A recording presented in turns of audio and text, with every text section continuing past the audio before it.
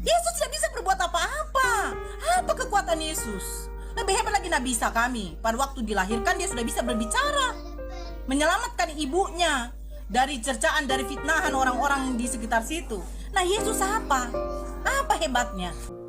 Shalom teman-teman, selamat datang kembali di channel Bangkit Rohani. Selamat datang bagi teman-teman yang baru mengunjungi channel ini. Terima kasih bagi kalian yang selalu mensupport channel ini dari awal sampai hari ini. Video kali ini kita akan mereaksi sebuah video seorang ibu-ibu muda yang sedang sepertinya mengamuk ya. Tapi katanya dia ini adalah seorang mualaf ya.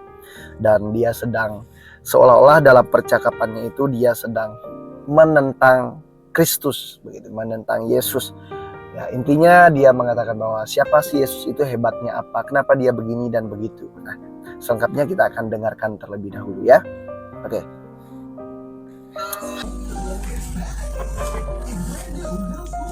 Assalamualaikum warahmatullahi wabarakatuh. Waalaikumsalam warahmatullahi wabarakatuh. Tenangkan Jangan roh kalian kudus. tantang saya. Tenangkan roh kudusnya kakakku. Cup. Tidak, sudah penghujatan. Mereka mengatakan Allah Subhanahu wa Ta'ala itu adalah ilah, sementara mereka nggak tahu kalau Yesus Kristus itu adalah ilah palsu. Yesus tidak bisa berbuat apa-apa. Apa kekuatan Yesus? Lebih hebat lagi Nabi Isa kami. Pada waktu dilahirkan dia sudah bisa berbicara, menyelamatkan ibunya dari cercaan, dari fitnahan orang-orang di sekitar situ. Nah, Yesus apa? Apa hebatnya? Umur 33 tahun baru dia ada kehebatannya. Umur 30 tahun sampai 33 tahun. Itu pun mati pula dia. Apa hebatnya orang yang mati disalib? Tidak bisa dia bebas dari penyaliban. Apa hebat orang seperti itu? Apa yang bisa dijadikan juru selamat dari situ?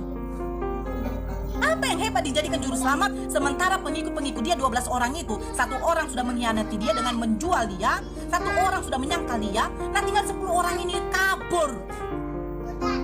Apa hebatnya? Gak ada mujizat yang diberikan oleh diberikan oleh Allah kepada Nabi Isa ataupun kepada Yesus. Itu hanya diberikan kuasa, segala kuasa di surga dan di langit di bumi telah diberikan kepadaku. Lah dia aja menerima kuasa. Itu masa bisa Tuhan menerima kuasa? Tuhan menerima kuasa dari Tuhan. Tuhan berdoa kepada Tuhan. Pakai otak. Jangan pembodohan besar-besaran di sini, ya. Menurut saya, mualaf seperti ini lebay ya. Kalau kita nonton begini nih, ya senyum-senyum aja ya teman-teman. Karena memang hal seperti ini tidak hanya ibu ini yang berbicara begitu ya, mempertanyakan Tuhannya orang Kristen dan lain sebagainya. Tetapi oke lah ya, kita tahu bahwa fitnahan-fitnahan seperti ini nih sudah tidak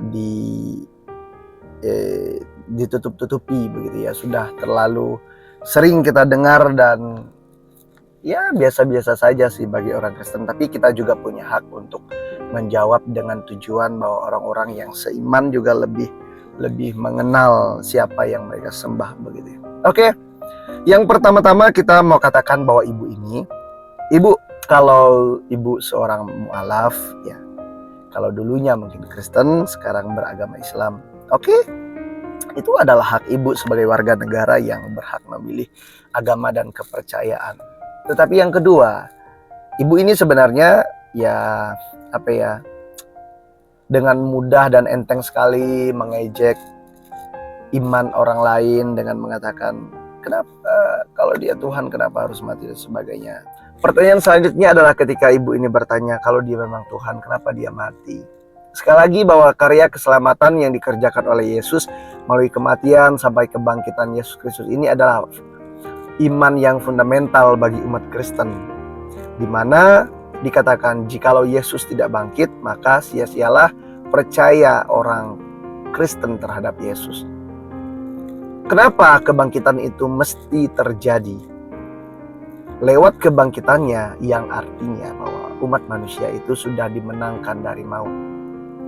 Tidak ada kuasa lain, tidak ada cara lain yang bisa menyelamatkan umat manusia. Amal kebaikan kita tidak mampu. Sebatas apa sih amal kebaikan kita di hadapan Tuhan? Tidak ada, semuanya tercela. Perbuatan manusia itu sekalipun dikatakan baik, apakah benar? Belum. Oleh sebab itu, dia mati bagi umat manusia, di mana harga itu lunas dibayar lewat darahnya yang maha kudus. Dengan konsep kebangkitan ini, maka umat manusia diselamatkan. Makanya orang Kristen percaya bahwa keselamatan itu pasti di dalam Yesus Kristus. Toh kalau ibu nggak mau percaya, ya sudah. Begitu ya. Lalu apa hebatnya Yesus? Aduh, Bu, kalau ibu mau tahu hebatnya Yesus, cari Yesus secara pribadi. Ya, temukan dia dalam pribadi ibu. Maka ibu akan menyatakan bahwa Yesus Kristus adalah Allah yang maha dahsyat. Lalu kenapa dia berdoa? Yesus berdoa bukan berarti Tuhan berdoa kepada Tuhan, tidak. Bagi kita sebagai umat Kristen, doa adalah cara kita komunikasi dengan Allah. Bagaimana cara kita komunikasi dengan Allah? Ya melalui doa. Doa ini berbicara tentang keintiman, private, pribadi. Dengan doa itu kita bisa menyelami atau bahasa apa ya? Kita bisa memahami isi hati Tuhan, ya walaupun bisa lewat cara lain ya. Tetapi lewat doa ini kita bisa betul-betul mengarahkan hati kita secara fokus kepada Tuhan. Dan itulah cara kita komunikasi. Dan kenapa Yesus berdoa dalam kemanusiaannya? Dia ingin mengajarkan kepada murid-muridnya bahwa doa adalah cara komunikasi dengan Allah. Dengan doa itu kita menyampaikan isi hati kita kepada Tuhan. Jadi kalau ibu ini marah-marah karena mungkin nabinya dijelek-jelekan, ya saya secara pribadi tidak pernah sih membahas tentang nabi-nabi ibu ini, begitu ya. Toh di dalam Alkitab pun tidak pernah membahasnya, dan saya rasa tidak perlu juga untuk membahas, karena saya meyakini bahwa Alkitab adalah satu-satunya kebenaran yang dipercaya oleh orang Kristen. Di dalamnya ada Injil yang harus kita pegang dengan teguh. Yesus Kristus adalah Tuhan dan Juru Selamat. Terima kasih. Tuhan Yesus memberkati. Shalom.